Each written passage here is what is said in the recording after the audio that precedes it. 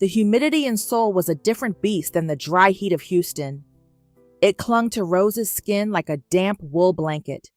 But as she stepped out of the taxi and smoothed her floral skirt, she didn't mind.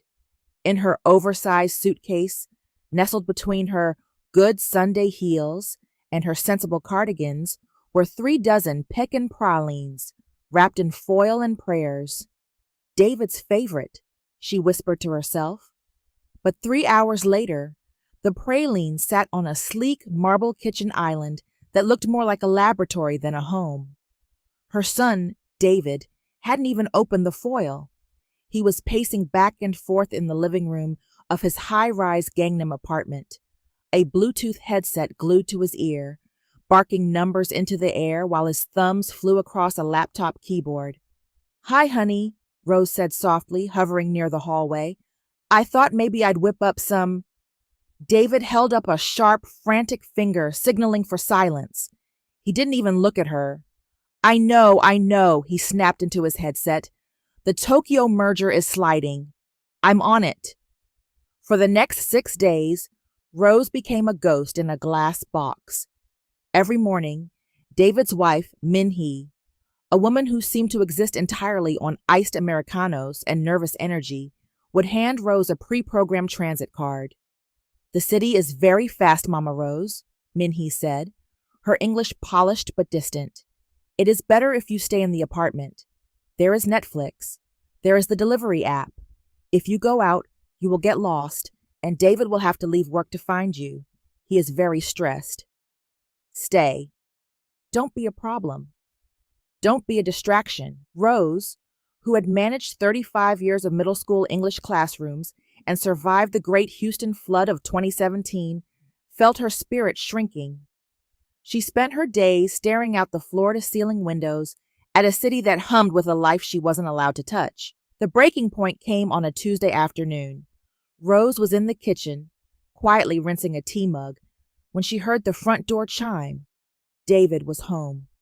She started to head toward the living room, a smile forming, until she heard his voice, heavy with an exhaustion that sounded like resentment.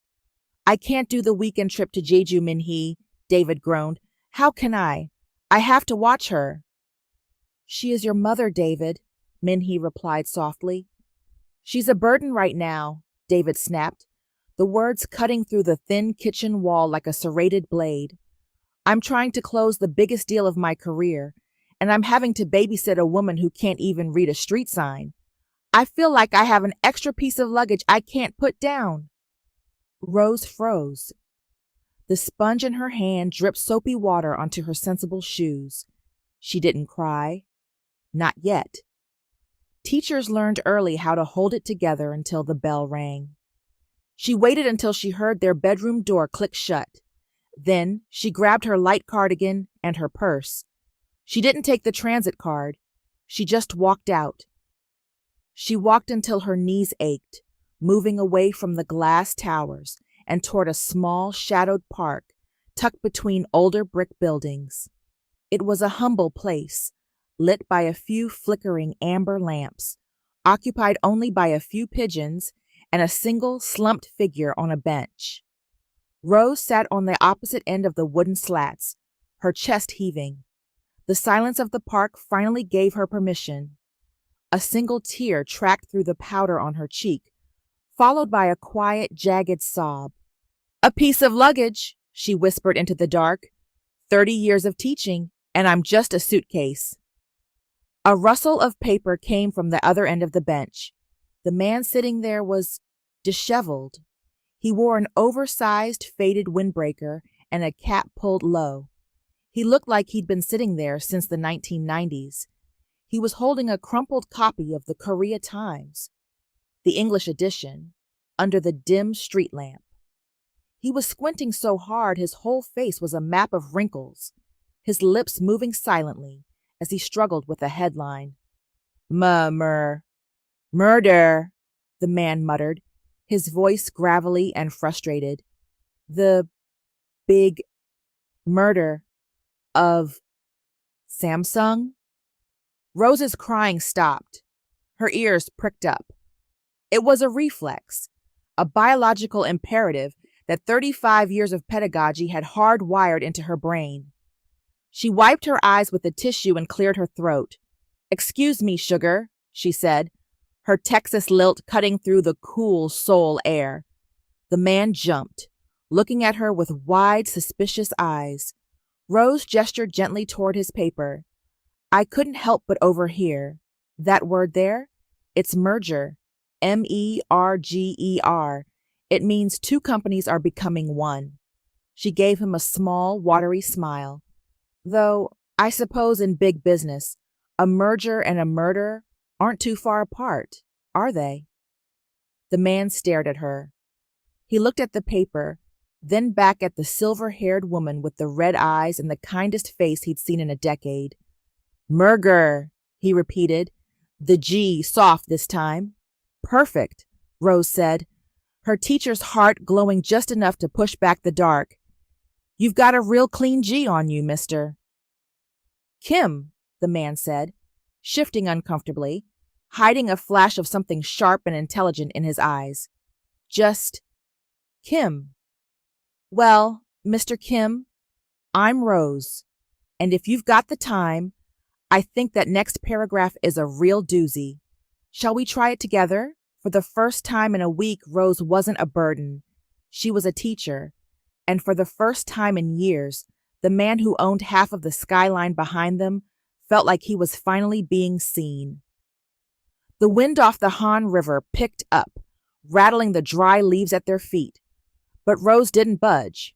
She leaned over the bench, her finger landing decisively on the newsprint. "Now, Mr. Kim, look at that R at the end. You're swallowing it like a secret," she said, her voice dropping into that rhythmic, honeyed cadence that had once commanded 30 middle schoolers in a Houston suburb. "You have to let it breathe. Merger." The man in the scruffy windbreaker stared at her finger, then at her face. His eyes were narrowed, sharp as flint behind thick, smudged glasses. For 50 years, people had trembled when he looked at them like that. Presidents had checked their watches. CEOs had broken into cold sweats. But this woman just smiled, her eyes crinkling with a stubborn maternal patience. "Merger," he grunted, his voice like gravel grinding together. "Much better. See, you've got the spirit for it," Rose chirped. She pulled a small peppermint from her purse and offered it to him. "My daddy always said a clear throat makes for a clear mind. Go on, take it." He hesitated, then took the candy with calloused fingers. Why you help?" he asked, his English halting and suspicious. "I am just old man in park." Rose's smile faltered for a fraction of a second, the echo of David's "she's a burden" ringing in her ears. She smoothed her skirt. "Well, Mr. Kim, back home, I spent my life making sure folks didn't get cheated by big words they didn't understand. I reckon a man's age shouldn't stop him from wanting to know what's going on in the world. Besides," she added with a soft wink, "you looked like you were about to give that newspaper a piece of your mind, and I figured you could use an ally." He let out a short, sharp huff, the closest thing to a laugh he'd uttered in months. While Rose was debating the phonics of consolidation with her new pupil, 3 miles away, the top floor of the Hansung Tower was a war zone of silent greed. The office of Chairman Kim Jae-sung was a masterpiece of mahogany and glass, but tonight it was being picked over by vultures. Seo Yeon, the chairman's eldest daughter, was currently rifling through a locked credenza, her silk blouse shimmering under the recessed lighting. Her brothers, Junho and Do-hyun, stood by the floor-to-ceiling windows, arguing in hushed, jagged Korean. "The doctor at the clinic said the early onset is aggressive," Junho whispered, his eyes gleaming with a mix of fear and excitement. "If he's already wandering, we need the power of attorney signed before the board meeting on Friday." "He's not at the clinic," Seo-yeon snapped, tossing a file onto the desk. "I called. They said he checked himself out 2 hours after we dropped him off. He's clearing his head, according to his driver, who I've since fired." He's losing his mind, Do-hyun scoffed, pouring himself a glass of the chairman's $5,000 scotch. The old man is probably sitting in some gutter staring at the moon. We have to declare him incapacitated. If the 50th anniversary gala happens and he stands up there and babbles like a child, the stock will plummet. Seo-yeon walked to her father's chair and sat in it, her fingers tracing the leather arms. He won't babble, because he won't be there. We'll find him, put him back in the recovery suite, and I'll give the speech. The era of the tiger is over. It's time for the era of the fox. Back in the park, the tiger was currently being scolded. Now, Mr. Kim, don't you go sighing at me, Rose said, tapping the paper. This word here is infrastructure. It's a mouthful, I know. Think of it like a skeleton, the bones of a city. Kim Jae-sung looked at the word. He knew exactly what it meant.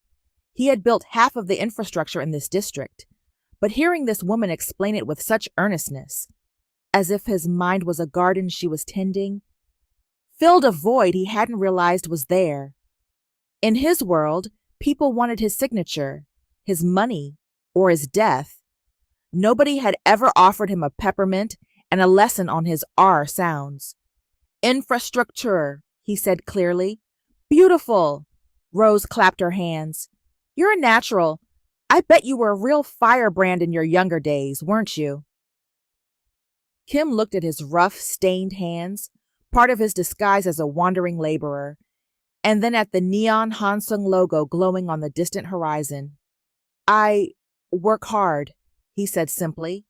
But children, they think I'm empty, like old bottle. Rose's heart ached.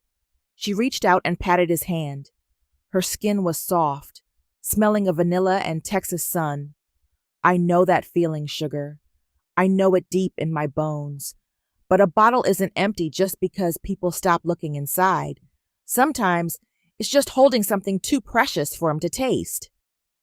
The chairman of the Hansung Group, the man who had built an empire from the ashes of war, felt a lump form in his throat. He looked at Rose, this nobody tourist with her Texas drawl, and for the first time in a decade, he didn't feel like a chairman. He felt like a student. Tomorrow? He asked, his voice a bit stronger. You come back? Rose beamed, the sting of her son's rejection finally fading into the background. Wild horses couldn't keep me away. I'll bring some pecan pie. You ever had a Texas pecan, Mr. Kim?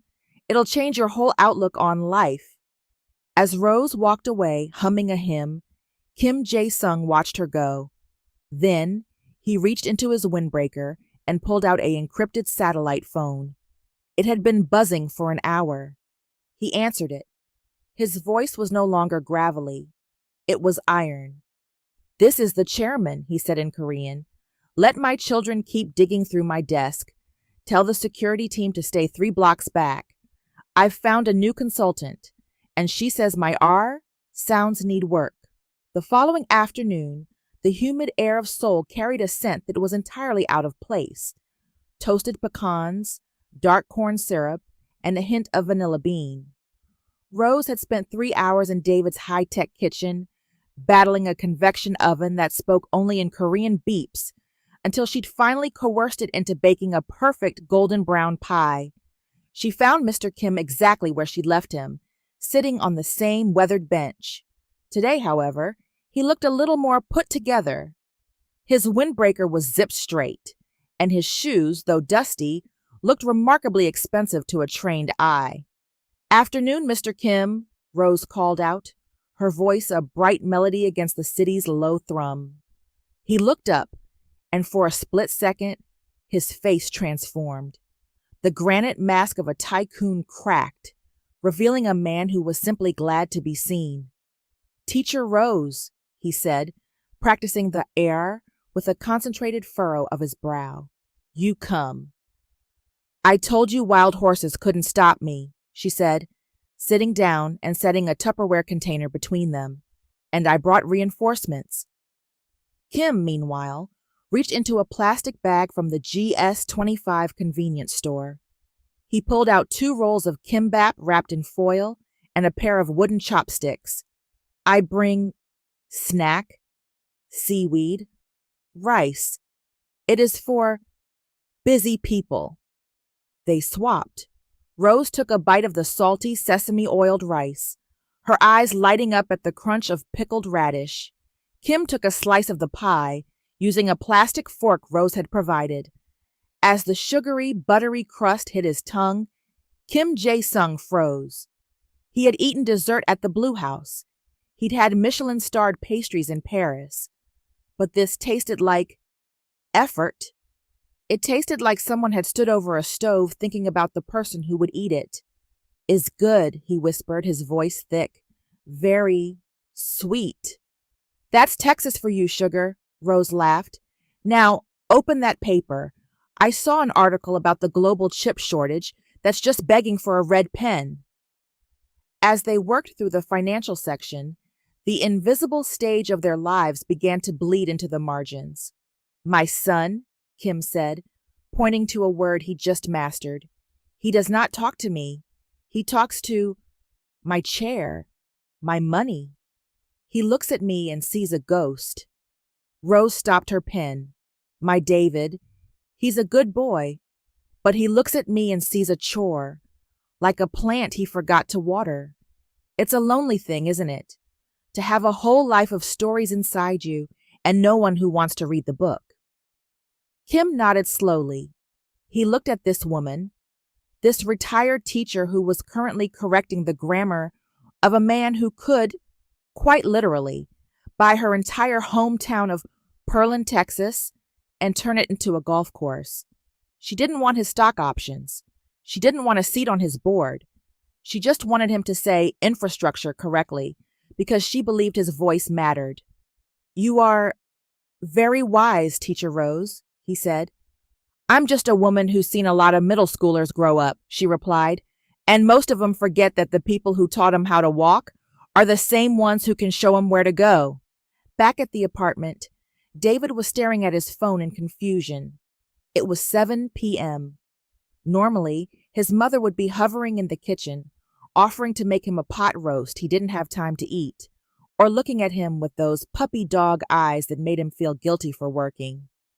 "Where is she?" David asked Minhee, who was scrolling through a fashion blog. "She went out," Minhee said, not looking up. "She said she had plans with a friend." "A friend? She doesn't know anyone in Seoul. She'll get kidnapped. She'll get on the wrong bus." David grabbed his keys, a flash of irritation, and a strange, sharp prickle of jealousy hitting his chest. When Rose finally walked through the door at 8:30 p.m., she was humming. She looked younger.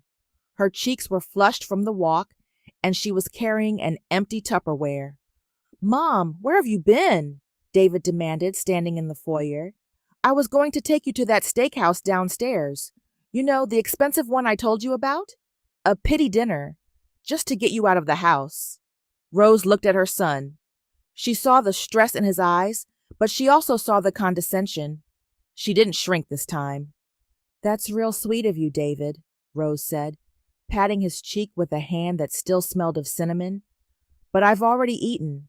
My friend brought me some lovely kimbap, and we had the most wonderful conversation about the difference between audacity and ambition."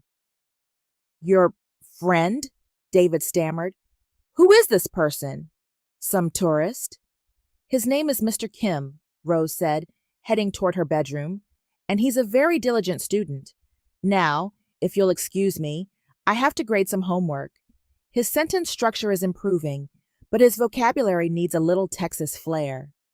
She closed her door, leaving David standing in his silent, expensive hallway, feeling suddenly, inexplicably, like the one who was being left behind. The afternoon sun was tilting low, casting long, skeletal shadows across the park's gravel paths. Rose was mid-sentence, explaining the difference between liabilities and assets, using a batch of oatmeal cookies as visual aids when the atmosphere changed. It wasn't the wind. It was the sudden, sharp click-clack of Italian leather heels against the pavement. Mr. Kim froze. His posture, which had relaxed into a comfortable slouch over the last hour, snapped into a rigid defensive line. He didn't look up from the newspaper, but his knuckles turned white. "Found you," a voice drawled in Korean, cold, sharp, and dripping with a counterfeit concern that made the hair on the back of Rose's neck stand up. Rose looked up. A woman was marching toward them, flanked by two men in dark suits who looked like they hadn't smiled since the 90s. The woman was stunning in a way that felt dangerous. Her suit was ivory silk, her hair was a razor-straight bob, and her eyes were as hard as the diamonds on her wrists. This was Seo-yeon. "Father," Seo-yeon said, switching to a clipped, condescending English for Rose's benefit. "The clinic is frantic. The board is asking questions. And here you are, playing in the dirt with the commoners." Mr. Kim didn't move. "I am studying," he muttered, his Texas-inflected R still shaky but present. Seo-yeon's gaze flicked to Rose. It was a slow, predatory scan that took in Rose's sensible floral blouse from a Houston department store, her comfortable walking shoes, and the plastic Tupperware of cookies. A sneer curled her perfectly painted lips. "And who is this?" Seo-yeon asked, her voice dropping an octave. "A tutor? Or just another bottom feeder who smelled a confused old man from across the ocean?" Rose felt the sting of it, but she didn't flinch. She dealt with high school principals on power trips and PTA moms who thought money bought manners. She stood up slowly, smoothing her skirt with a deliberate, calming grace. "Now, hold on just a minute, sugar," Rose said, her drawl thickening, as it always did when she was about to deliver a lesson. "My name is Rose, and I don't much appreciate being called a bottom feeder when I haven't even been introduced." Seo-yeon let out a dry, hollow laugh. "Listen to that accent. It sounds like a broken tractor. Tell me, Rose, how much has he promised you? Whatever it is, I'll double it if you walk away right now and never speak to him again. My father isn't well. He doesn't need a colorful American distraction." "He seems plenty well to me," Rose countered, stepping slightly in front of Mr. Kim. "In fact, his vocabulary is coming along just fine. What he seems to be lacking, though, is a daughter who knows how to say please and thank you." The two men in suits shifted uncomfortably. No one spoke to Seo-yeon like that. Seo-yeon took a step forward, her perfume cloying and expensive. "You have no idea who you are talking to. You are a tourist, a nobody. You are wearing a polyester blend and eating cheap sugar. This man is—" "A human being," Rose interrupted, her voice dropping into the low, firm tone that used to silence a cafeteria of 300 teenagers. "He is a student who is trying his best, and if you think a silk suit makes you more important than the man who raised you, then I'm afraid your education was a terrible waste of money, honey." Seo-yeon's face flushed a deep, angry crimson. You insolent old woman. Do you know how easily I could have you deported? I could erase you from this city by sunset." Rose didn't blink. She just reached into her container, pulled out an oatmeal cookie, and held it out. "You look like your blood sugar is low, dear. You're being real cranky. Take a cookie and go for a walk. We're in the middle of a lesson on dignity." Seo-yeon stared at the cookie as if it were a hand grenade. She looked at her father, who was watching the exchange with a strange, hidden glint in his eyes, a look of pride he hadn't directed at his children in decades. "This isn't over," Seo-yeon hissed. She turned to her guards. "Secure the perimeter. I want to know exactly where this woman is staying. If she's a teacher, I want to see her credentials. If she's a fraud, I want her in handcuffs." She spun on her heel and marched away, the click-clack of her heels sounding like a retreat. Rose let out a long, shaky breath and sat back down. Her knees were trembling just a little. "Well," she sighed, "she's a firecracker, isn't she?" Mr. Kim reached out. He didn't take a cookie. Instead, He placed his hand over Rose's, the hand that had stood its ground against the most powerful woman in Seoul. She is not kind, Kim said quietly, but you are brave, Rose. Rose patted his hand, her smile returning. Brave? No. Sugar, I'm just a teacher, and there isn't a bully in the world, silk suit or not, who can stare down a woman with a red pen and a purpose. But as she looked at the retreating black sedan, Rose felt a chill. She was starting to realize that Mr. Kim wasn't just a lonely old man, and she was starting to realize that in this city of giants, she had just walked right onto the battlefield. The following morning, the park felt like an island of sanity in a sea of skyscrapers. Mr. Kim arrived early, clutching a thick stack of cream-colored vellum paper. He looked tired, the lines around his eyes deeper than usual, but he held the pages as if they were made of glass.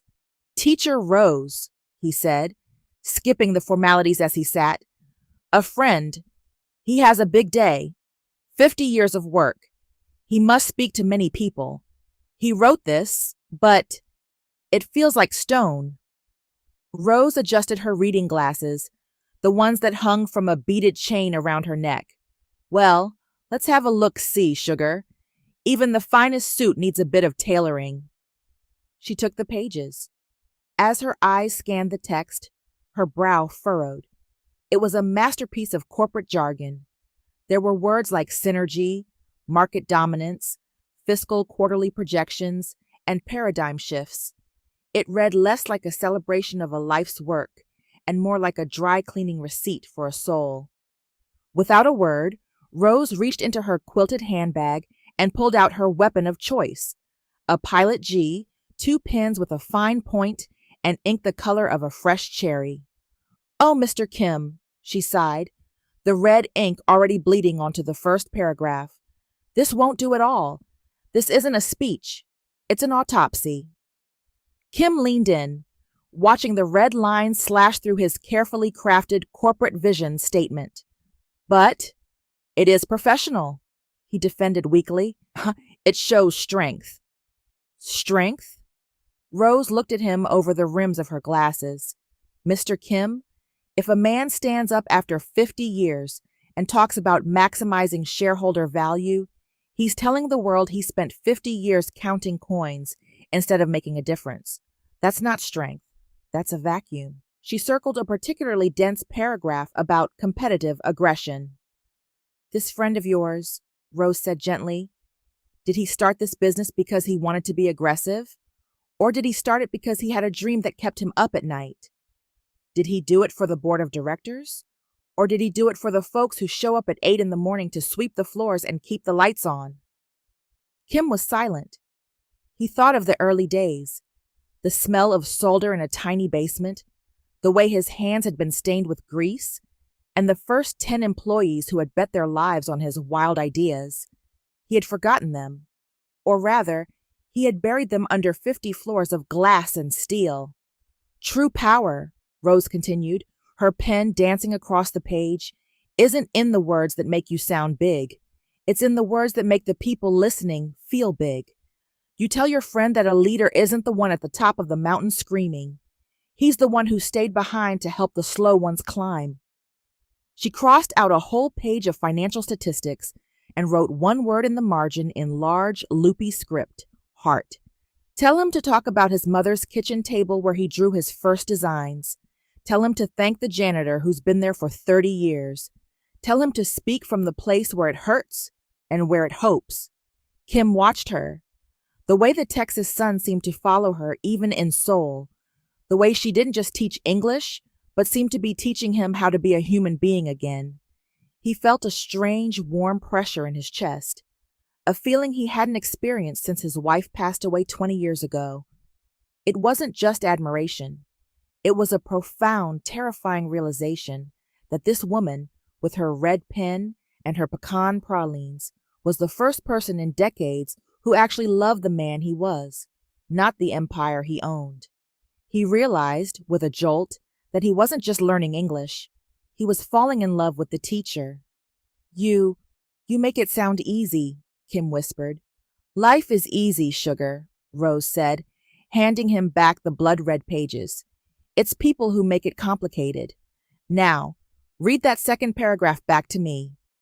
Kim took the paper, his fingers brushing hers. He cleared his throat. I started with a dream. Better, Rose encouraged, her smile bright enough to rival the neon signs of Gangnam. Now, let's work on your sounds. You're saying dream, but I want you to say it like you're thankful. As the afternoon faded, the chairman of the world's largest tech conglomerate sat on a park bench, his expensive speech covered in red ink, learning that the most important language in the world wasn't English or Korean, it was the truth. The chaos at Hansung Tower was silent and lethal. On the 50th floor, security monitors flickered with empty hallways. Chairman Kim's recovery suite, a gilded cage in a private wing, was empty. His bed was made. His phone, the one with the encrypted lines and the power to move markets, sat abandoned on the nightstand. What do you mean he's gone? Seo Yeon's voice was a whip crack. She stood in the center of the command center, her face pale. A man with suspected cognitive decline doesn't just evaporate. Check the street cams, check the transit logs. Ma'am, a technician whispered, staring at a screen. He didn't take a car. He appears to have boarded a public bus. He was wearing a faded windbreaker and carrying a bag of... Are those oatmeal cookies? While the most powerful security apparatus in South Korea scrambled, the missing billionaire was currently haggling over the price of dried persimmons. 5,001? Rose stood in the heart of Gwangjang Market, her hands on her hips, looking the vendor straight in the eye. Now, Mr. Kim, you tell this gentleman that back in Houston, we don't pay full price for anything that's been sitting in the sun that long. Ask him for a friendship discount.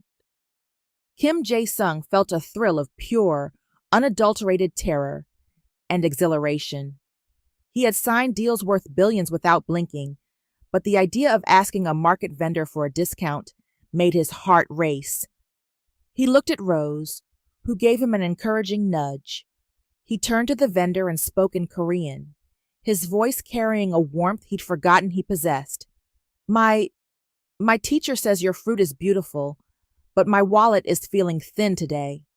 A little kindness for an old man. The vendor, a woman with a face as wrinkled as the persimmons, laughed and threw an extra handful into the bag. Take it, you old romantic, she cackled. Kim turned to Rose, his eyes wide. He gave more, for less. That's the Teacher Rose special, sugar, she laughed, her voice a rich, soulful sound that cut through the steam of boiling mung bean pancakes and the shouting of vendors. For the next 4 hours, the chairman of Hansung was simply Mr. Kim. They sat on low plastic stools at a crowded stall, elbows touching, as they shared a bowl of kalguksu. The steam from the knife-cut noodles fogged up his glasses, and Rose reached over with a napkin to wipe them clean. It was a small, intimate gesture, but it hit Kim like a physical blow. No one had touched him with that kind of casual, unearned affection in decades. To his children, he was a bank. To his employees, he was a god. To Rose, he was just a man who sometimes struggled with his S sounds and liked extra spicy kimchi. You know, Rose said, leaning in as the market roared around them, David finally asked me where I was going today. I told him I was out seeing the real world. He looked at me like I'd said I was going to the moon. He thinks he's protecting me by keeping me in that glass apartment, but a bird doesn't need a cage, Mr. Kim. It needs a branch to land on. Kim looked at her, really looked at her.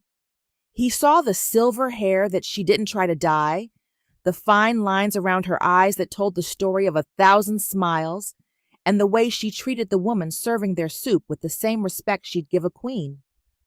I have spent 40 years building walls, Kim said, his English clearer than it had ever been because he was no longer overthinking it. I thought walls keep me safe, but they only make me alone. Today, There are no walls. The best thing about walls, Rose said, reaching out to squeeze his forearm, is that they're made of brick. And bricks can be turned into a path if you've got the right tools. They spent the rest of the afternoon wandering. They watched a silk merchant weave, and Rose insisted on buying Kim a handkerchief with a hand-embroidered tiger on it. For strength, she said. As the sun began to set, they stood on a bridge overlooking the stream. For the first time in 40 years, Kim Jae-sung didn't check his watch. He didn't think about the board meeting or the succession plan. He just listened to a woman from Houston tell a story about a mischievous middle schooler and a jar of escaped fireflies. He realized then that he wasn't hiding from his children. He was finally finding himself. And as he looked at Rose, illuminated by the amber glow of the market lanterns, he knew he couldn't go back to the way things were. The tiger had tasted freedom, and it tasted like homemade pie and street noodles. Rose, he said softly. Yes, Mr. Kim? Thank you for the lesson. She smiled, a genuine Texas-sized beam. Anytime, sugar, anytime. Little did they know, 3 blocks away, a black sedan with tinted windows was slowly prowling the curb, and Seo Yeon was staring at a grainy cell phone photo of her father laughing at a noodle stall. The hunt was no longer just about the company. It was personal. The fluorescent lights of the Hansung Regional Headquarters hummed with a clinical, predatory energy.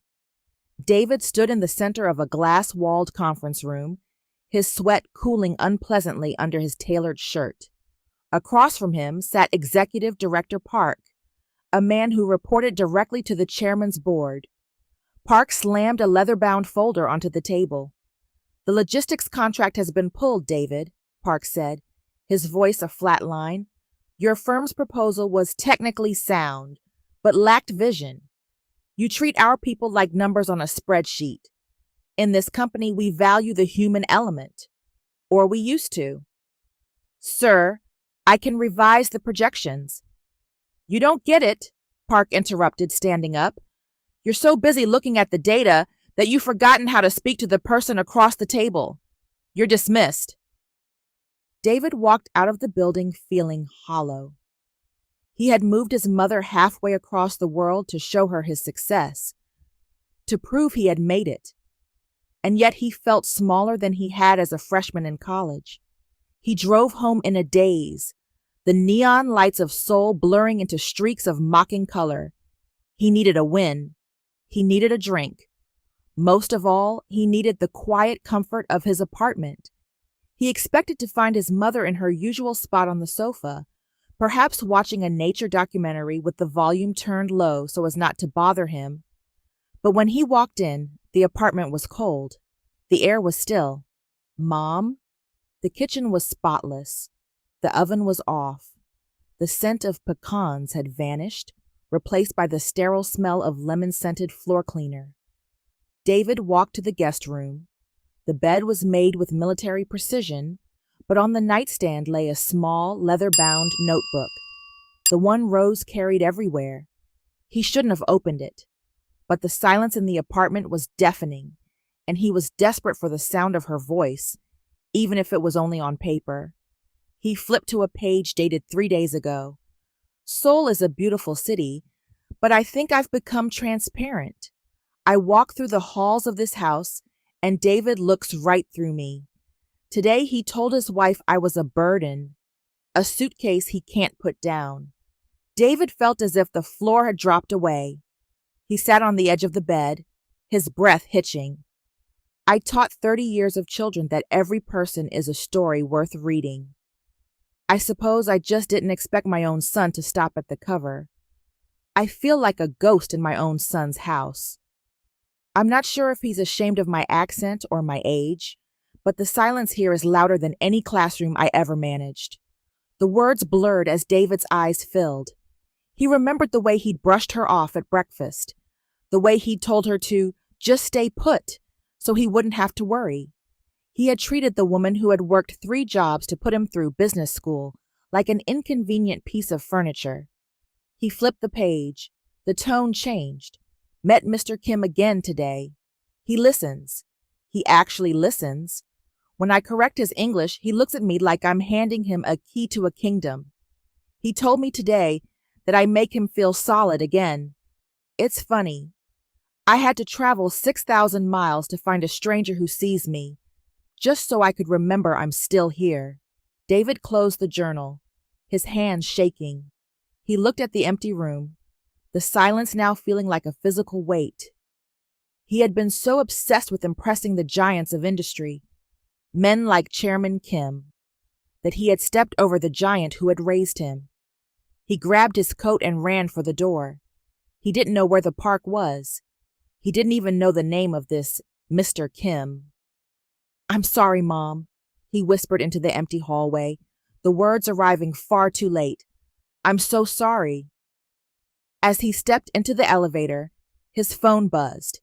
It was a text from an unknown number, a photo. It was grainy, taken from a distance, showing his mother sitting on a park bench, laughing, her hand resting gently on the arm of a man in a scruffy windbreaker. The caption read, "Is this your burden? She is currently interfering with Hansung Group interests. Control her, or we will." David's blood ran cold. The burden wasn't his mother.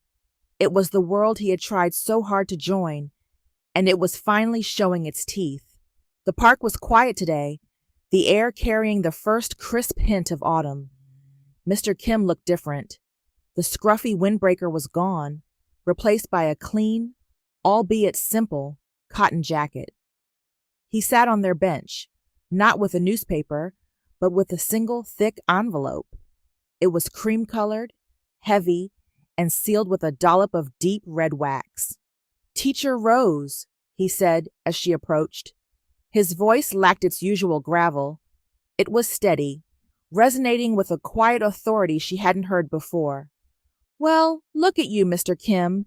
You look like you've been scrubbed within an inch of your life," Rose teased, though she noticed the way his hands trembled slightly as he held the envelope.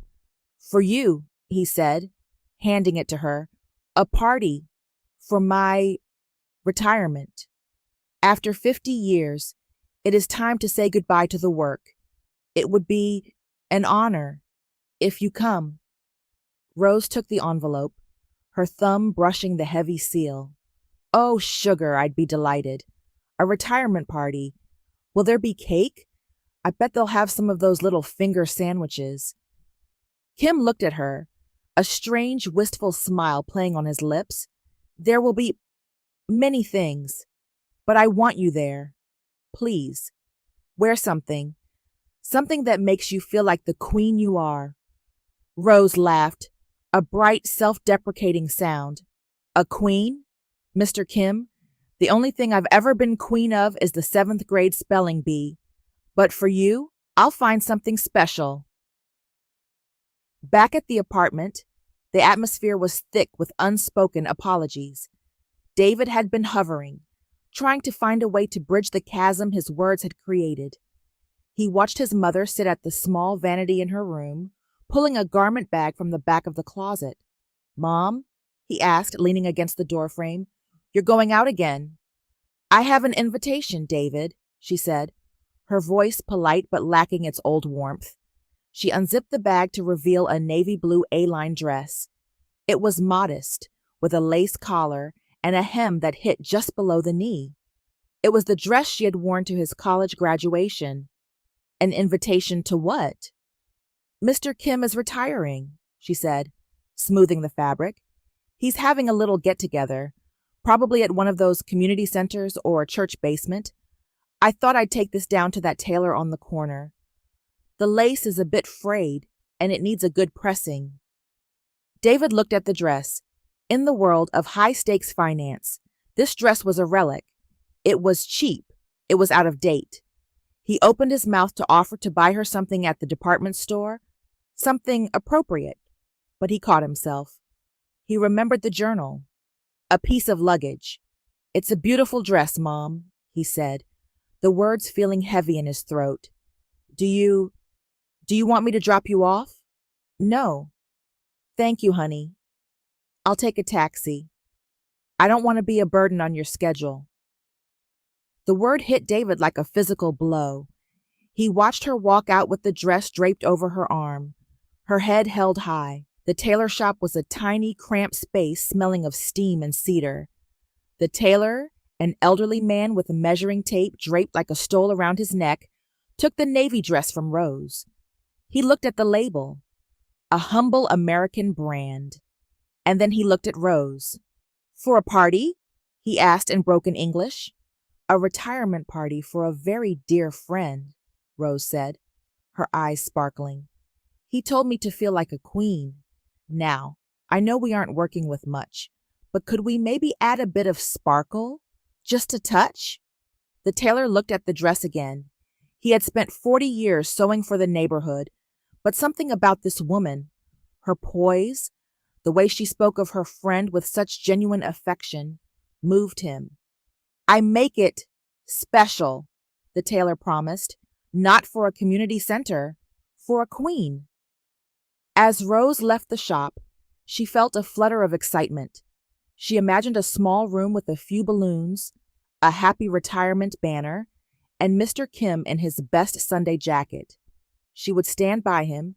She would correct his th sounds during his thank you speech, and she would make sure he knew that his life's work meant something. She had no idea that while she was worrying about a frayed lace collar, a fleet of black limousines was being polished, 1,000 bottles of vintage champagne were being chilled, and the most powerful people in Asia were preparing to bow to the man who sat beside her on a park bench. Rose went to bed that night, dreaming of sheet cake. She had no idea she was about to walk into a storm. 2 hours before the 50th anniversary gala was set to begin, the scruffy Mr. Kim was gone. In his place stood Chairman Kim Jae-sung, being fitted into a tuxedo by a silent tailor. The door to the private suite opened. Chief Secretary Han, the man who had been secretly reporting to the chairman's daughter, entered, bowing low. Chairman, Han said, his voice smooth, the limousine is ready. Your daughter, Seo Yeon, has requested that you stay in the holding room until the incapacity announcement is prepared. For your health, of course. Kim didn't look at him. He was staring at a small encrypted tablet on the vanity.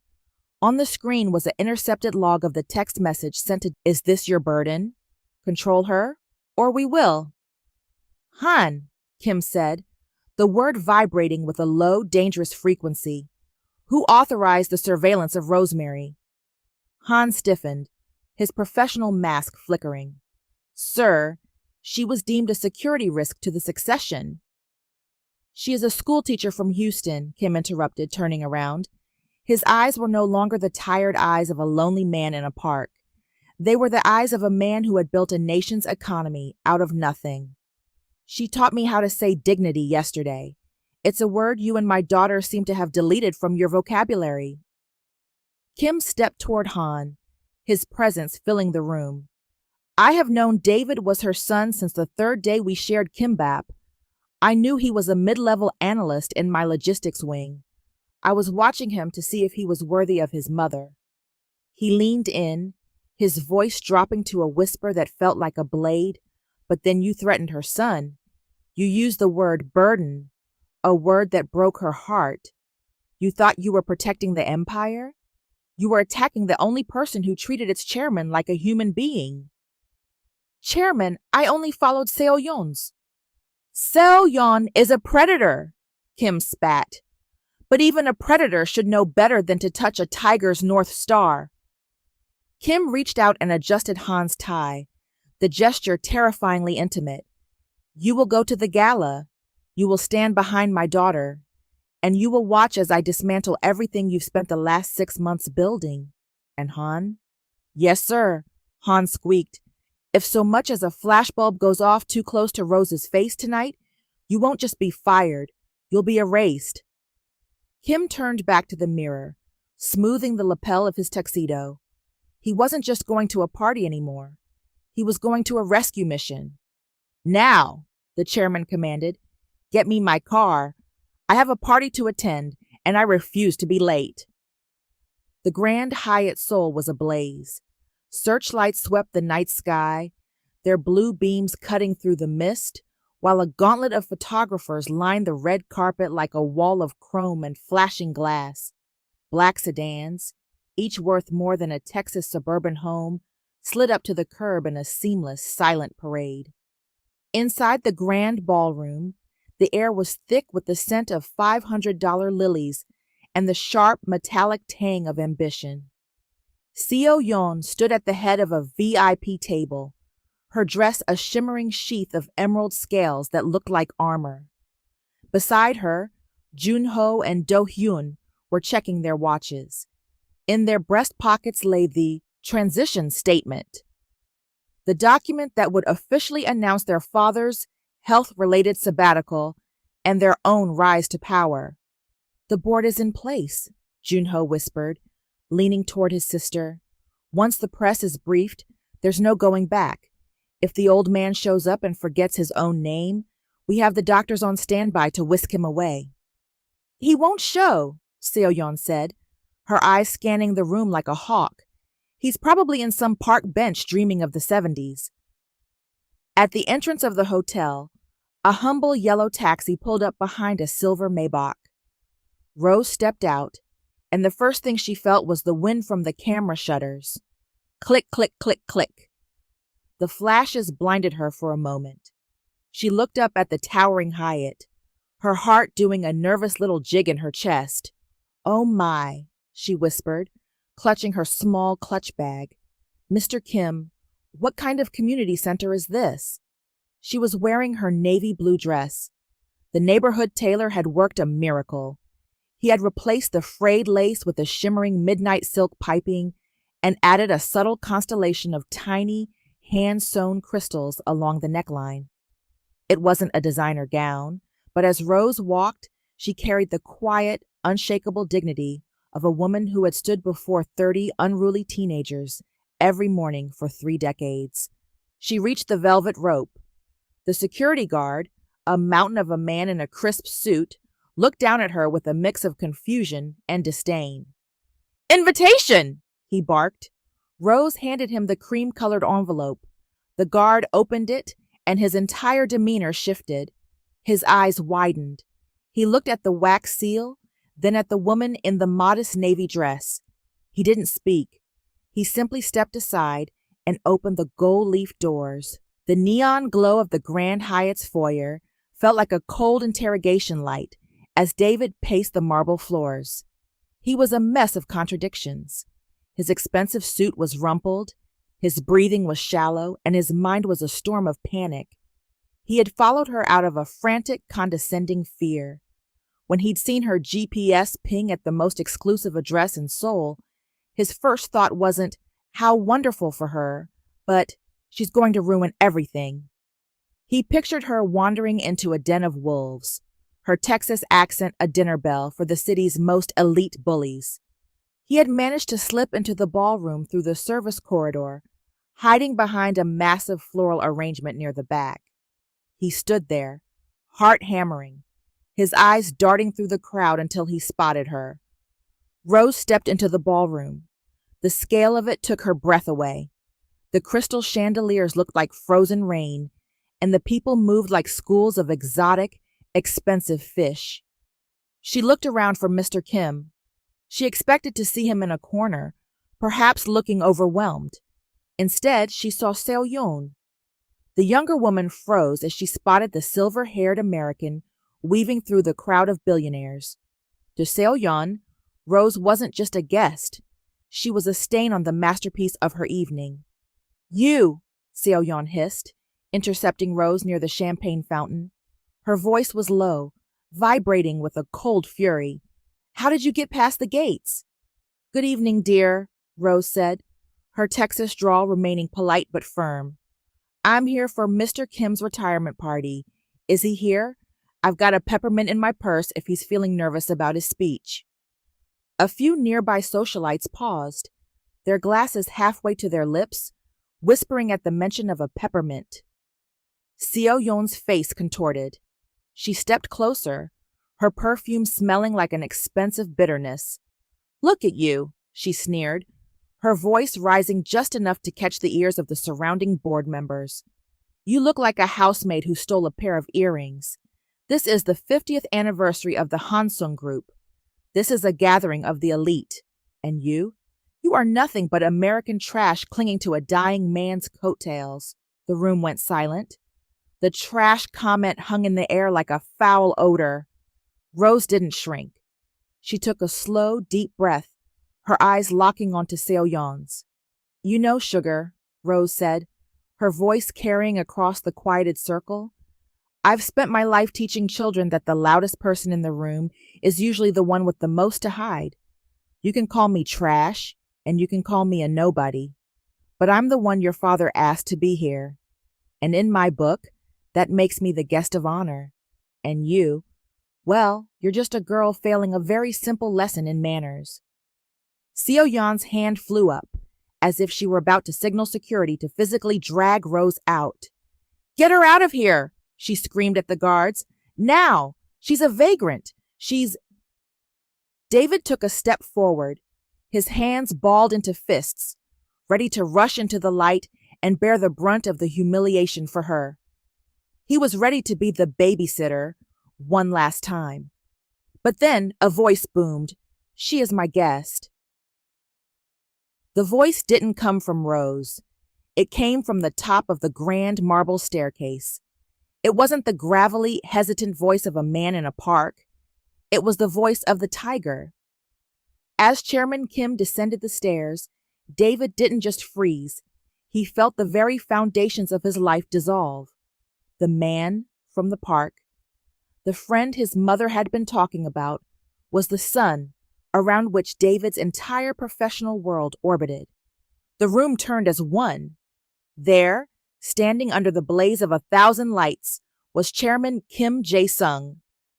The security guard's hand clamped down on Rose's forearm, his fingers digging into the navy silk. The crowd stirred, a ripple of uncomfortable murmurs flowing through the sea of tuxedos and diamonds. Seoyeon stood triumphant, her chin tilted at a sharp, cruel angle. "Take her to the service entrance," Seoyeon commanded, "and call the police. I want her—" "Release her!" The words weren't shouted, yet they carried a weight that seemed to physically press down on every person in the ballroom. It was a voice of iron and history. The guard's hand vanished from Rose's arm as if he'd been burned. He stepped back, snapping into a rigid, trembling bow. At the top of the grand staircase stood a man the world hadn't seen in years. This wasn't the scruffy, slumped figure from the park bench. This was Chairman Kim Jae-sung. He wore a bespoke tuxedo of midnight wool, his white shirt crisp as new snow, his silver hair swept back with the precision of a statesman. He looked 10 years younger, his eyes sharp and clear, devoid of the dementia his children had whispered about for months.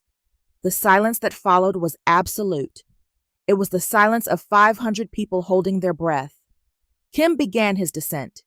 He didn't look at the press, whose flashes were now an erratic lightning storm. He didn't look at the board of directors, who stood paralyzed. And most pointedly, he didn't even glance at Seoyeon or her brothers, who looked as though they had seen a ghost rise from a tomb. He walked straight through the center of the room, the crowd parting like the Red Sea. He stopped directly in front of Rose. Rose stood her ground, her heart hammering against her ribs like a trapped bird. She looked at the man in the tuxedo. She saw the expensive fabric and the power radiating from him, but then she looked into his eyes, the same eyes that had struggled with the word infrastructure just 3 days ago. "Mr. Kim," she whispered, her Texas accent a small, grounded thing in the middle of all that grandeur. Chairman Kim didn't answer with words at first. Instead, he did something that caused a collective gasp to echo off the vaulted ceiling. He bowed. Not a polite nod, but a deep, formal bow of profound respect. The kind of bow a man gives only to his superior or his savior. He straightened and offered his arm to her, a faint, private smile touching his lips. "You're late for our lesson, Rose," he said. His English was clear, resonant, and carried the unmistakable, gentle lilt of a Houston drawl. Rose blinked, her eyes brimming with sudden hot tears. She realized then that the retirement party wasn't a church basement affair. She realized the man she'd been feeding pecan pie was the king of this glass and steel mountain. Well, she said, her voice trembling but regaining its warmth as she tucked her hand into the crook of his elbow, I reckon I got caught up in some competitive aggression at the front door. Kim's gaze flicked to Seo-yeon, who was standing a few feet away, her face a mask of pale horror. He didn't yell. He didn't need to. Seo-yeon, he said, his voice dropping to a dangerous chill. You told me this woman was a nobody tourist. You told me she was trash. He looked back at Rose, his expression softening instantly. It seems my daughter has failed her entrance exam. She doesn't realize that a queen doesn't need a crown to be recognized. She only needs her heart. He turned back to the room, raising his head to address the elite of Seoul. Ladies and gentlemen, Kim announced, his voice projecting to the farthest corners of the hall. The 50th anniversary of Hansung will begin shortly. But first, I would like to introduce you to the most important person in this room, my teacher, my friend, my Rose. As the orchestra began to play a soft, sweeping waltz, Kim led Rose toward the stage. David, standing near the back of the room, watched his mother, the woman he had called a burden, walk past him with the grace of a dignitary, escorted by the most powerful man in the country. Rose leaned in close to Kim as they ascended the stairs. Mr. Kim, she whispered, I hope you practice that second paragraph, the one about the heart. Every word, Rose, he replied, squeezing her hand. Every single word. The stage was bathed in a warm, golden spotlight that made the crystals on Rose's navy dress shimmer like a Texas night sky. She stood just a few paces behind the podium, her hands clasped, watching Mr. Kim. He looked out at the audience, a sea of people who had spent months plotting his downfall, and he didn't see enemies. He saw students. He adjusted the microphone. He didn't pull out a leather-bound folder. He pulled out the crumpled, cream-colored pages covered in Rose's aggressive, loopy red ink. 50 years ago, Kim began, his voice steady and rich, I thought I was building a company. I thought success was measured in the height of buildings and the weight of gold. He paused, looking directly at his children in the front row. Seo-yeon was trembling, her emerald scale dress no longer looking like armor, but like a cage. I became a man who spoke the language of synergy, but forgot the language of kindness, Kim continued, his English flowing with a soulfulness that stunned the board of directors. I let my world become a desert of glass, and in that desert, I began to lose my way. My own family looked at me and saw a liability. They saw a man whose mind was failing because I no longer spoke their language of greed. He turned slightly, gesturing toward Rose, and then I met a teacher. She didn't know my bank balance. She didn't know my title. She saw an old man struggling with the newspaper, and she didn't walk past. She sat down. She offered me a peppermint and a piece of her heart.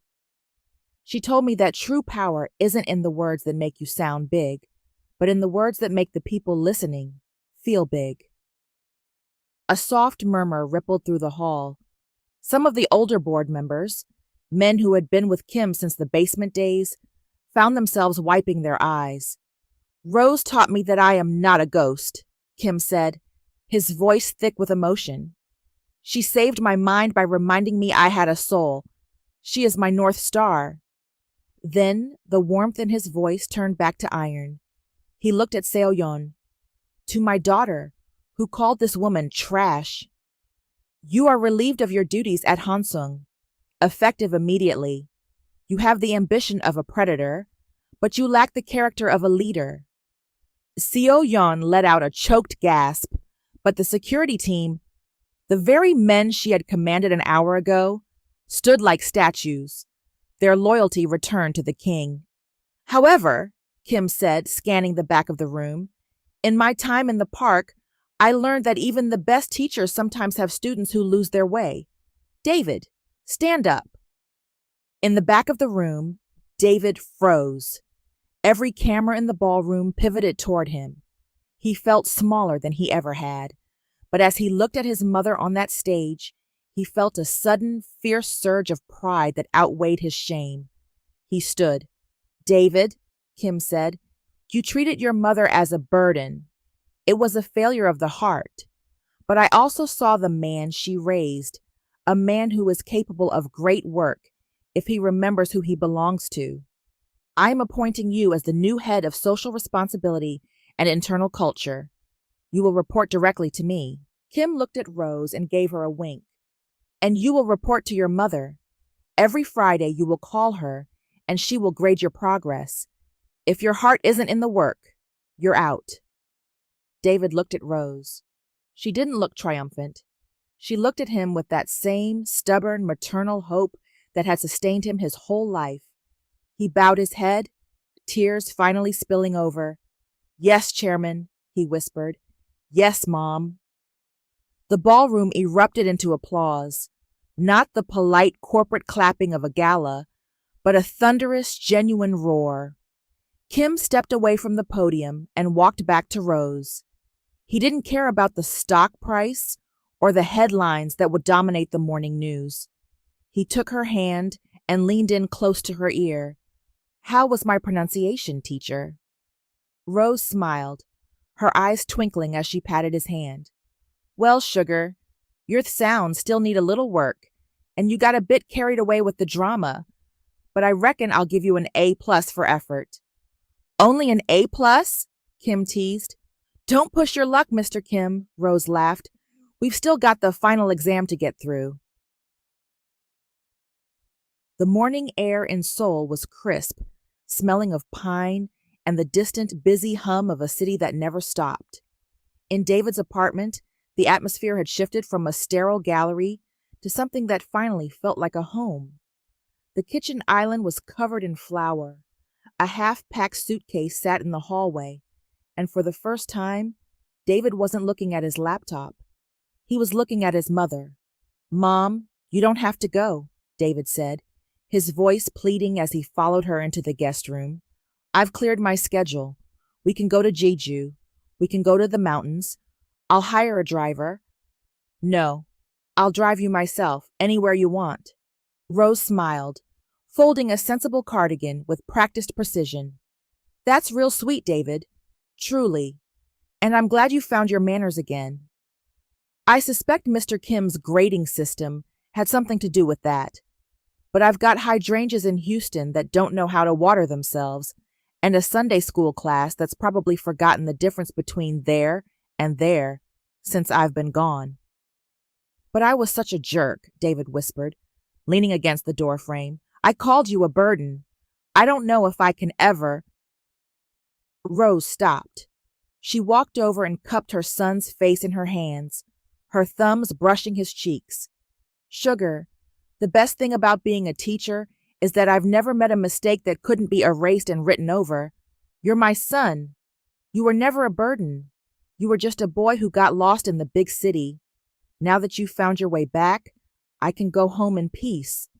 She kissed his forehead, grabbed her quilted purse, and headed for the door. Incheon International Airport was a cathedral of glass and steel, but Rose wasn't being led toward the crowded commercial terminals. A black sedan had whisked her to a private gate where the carpet was plush and the coffee didn't come in a paper cup. Waiting on the tarmac was a sleek silver jet with the Hansung logo embossed on the tail. Standing at the base of the stairs wasn't a chairman in a tuxedo, nor a scruffy man in a windbreaker. He wore a crisp linen shirt, tan trousers, and a brand new pair of Stetson boots that looked suspiciously like they'd been overnighted from Dallas. Mr. Kim? Rose stopped, her suitcase rattling on the pavement. What in the world are you doing here? Don't you have a board meeting to terrify? Kim Jae-sung stepped forward, the morning sun glinting off his glasses. He looked relaxed. truly relaxed, for the first time in half a century. The board has the red pen version of my instructions, Kim said, his English smooth and confident. And David is doing a good job. He is a good student, Rose. He learns fast when his heart is involved. He gestured toward the open door of the jet, but I realized I have spent 50 years looking at the world from the top of a tower. I have seen London, Paris, New York, but I have never seen a Texas sunset, and I have never had this barbecue that you say requires a roll of paper towels to eat. Rose's eyes widened. You're coming to Houston? Mr. Kim, it's humid. The mosquitoes are the size of Cessnas, and people will call you sir without asking for your credentials. Kim took her hand, his thumb grazing her knuckles. I do not want to be a chairman in a palace, Rose. I want to be a man on a bench, and I want my teacher to show me how to live. Is it okay? Rose looked at the jet, then at the man who had traveled across a world of loneliness just to find a friend who saw him. She felt a familiar, warm spark in her chest, the one that came right before a brand new lesson plan. She tucked her arm into his and looked up at the silver stairs. Well, I suppose I have one last thing to teach you. What is that? Kim asked, smiling. Rose patted his arm and winked. Life is beautiful, and the world is wide. And when you've got a full tank of gas and a good friend, you don't wait for permission. She stepped onto the first stair, looking back at the Seoul skyline one last time. Life is beautiful. Let's drive. As the jet roared into the sky, leaving the glass towers behind, the chairman and the teacher sat side by side. There were no newspapers to correct, no speeches to edit. There was only the open blue ahead, a bag of pecan pralines between them, and a long, beautiful road they were finally going to travel together. The humidity of a Texas July was thick enough to chew, but on the porch of a prim, yellow-painted Victorian in Pearland, the air was moved by the steady, rhythmic hum of a ceiling fan and the occasional chime of ice against a crystal pitcher.